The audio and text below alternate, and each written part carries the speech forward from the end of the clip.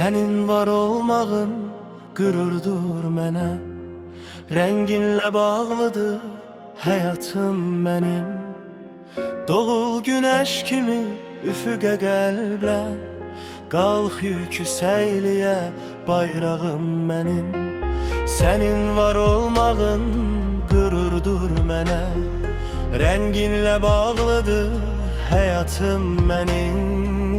Doğul günəş kimi üfüqə qəlblə, qalx yüksəkliyə bayrağım mənim. Gəl bu torpağın zirvəsində dur, torpaqda vətənin şəhid ətri var. Dalğalı dağlarda sən hər zaman dur, milletin millərlə həyəcanı var. Senin var olmağın qürurdur mənə. Rənginlə bağlıdır həyatım mənim. Doğul günəş kimi üfüqə qəlblə, qalx yüksəkliyə bayrağım mənim.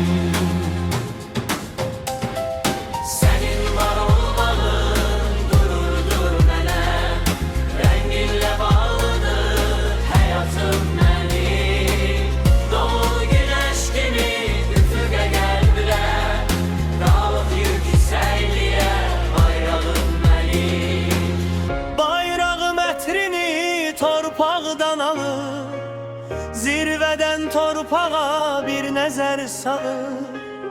Millətin ağlı torpaqda qalır, böyük ürəkli bayrağım mənim.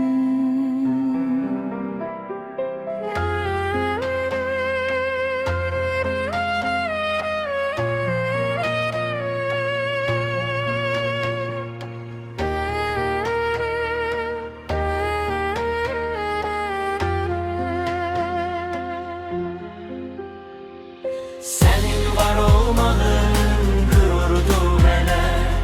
Rənginlə bağlıdır həyatım mənim.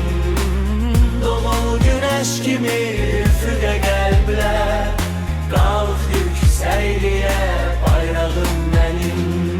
Qalx yüksəkliyə bayrağım mənim.